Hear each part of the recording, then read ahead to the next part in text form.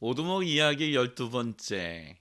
5분의 책 두 권 막 읽어주는 목사입니다. 일반 서적이 질문하고 신앙 서적이 대답하는 시간. 코로나 바이러스로 인해서 우리는 한 번쯤 이런 생각해 본 적이 있지 않습니까?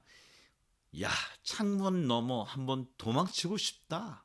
아니면 인생을 살면서 한 번 정도 자기가 있는 그 자리에서 창문을 넘어 도망치고 싶은 생각을 가진 분이 있을 것입니다.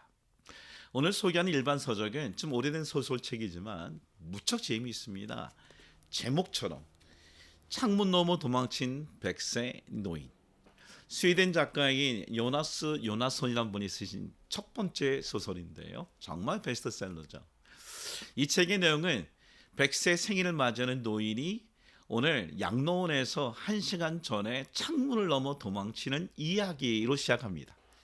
그런데 재미있는 것은 이 책은 1905년에 태어난 이 노인께서 약 100년 동안 세계 역사의 그 소용돌이 속에서 순간순간마다 이동하여 있었던 이야기를 소개하고 있습니다. 스페인 예전에 프랑코의 친구였던 프랑코 생명의 은인이었던 다이나마이트 전문가 알란 칼슨, 또 미국의 원자폭탄을 개발하는데 또 쓰임받은 그래서 트루만과 친구였던 노인, 다시 소련에 붙잡혀가서 스탈린의 친구였다가 스페인의 프랑코의 친구였던 얘기 듣고 반역죄로 죽을 수밖에 없는 위기에 도망쳐서 남한을 향하여 목적을 가다가 이 책에 보니까 북한에 머물러서 오늘 김일성과 김정일 앞에 쓰는 사건까지 기록되어 있습니다. 이 부분 좀 읽어드릴까요? 339페이지입니다. 알라는 차를 따르면서 저 창문 밖으로 도망치면 어떨까 생각해 보았다. 하지만 곧 이 생각을 포기해 버렸다. 김정일의 집무실은 건물 4층에 위치해 있기 때문이다. 늘 도망쳐요. 근데 이런 생각과 사상을 갖게 된 이유에 대하여 오늘 책에 아주 진중하게 47페이지에 이렇게 소개하고 있습니다. 그의 아버지가 소련에 잡혀가서 무참히 죽을 때에 그의 어머니가 죽기 전에 알란에게 주었던 유언입니다. 알란의 인생 철학에 결정적인 영향을 미친 것은 남편의 사망 소식을 접한 알란의 어머니가 했던 말이었다. 그 메시지가 소년의 영혼에 뿌리를 내리기까지는 약간의 시간이 필요했지만 그게 정착한 뒤에는 영원히 남았다. 세상 만사 어느 그 자체일 뿐이고 앞으로도 무슨 일이 일어나든지 그 자체일 뿐이다. 인생의 목적이나 표대가 없기 때문에 길을 잃어버리는 만한 이야기를 어머니가 아들에게 남겨주었습니다. 그래서 100세가 될 때까지 그의 인생은 역사의 소용돌이 있었지만 사실 그 안에는 그 중심에는 세계관을 갖고 살지 못한 이 노인의 비극적인 이야기를 재밌게 적어놓은 글이죠. 오늘 신앙서적 한 권을 소개합니다. 굉장히 파퓰러한, 오늘 맥스 루카도가 쓴 짐을 버리고 길을 묻다라고 하는 책입니다. 인생의 길을 가다가 길을 잃어버린 사람에게 위하여 쓴 책인데 오늘 이 책의 시편 23편을 중심으로 해서 하나님과 우리 인간의 관계를 이렇게 소개합니다. 오늘 시편 23편은 우리에게 자랑할 만한 것이 아무것도 없다라는 메시지를 쓰고 있다. 그가 나를 놓이시며 그가 나를 인도하시고 그가 나를 소생시키시고 그가 나와 함께 하시고 그의 지팡이와 막대기를 나니 아뢰하시고 그 주께서 내게 상을 베푸신다. 오늘 이 얘기를 하면서 그런 하나님을 이렇게 얘기합니다. 하나님은 집요한 사랑의 추적자이시다.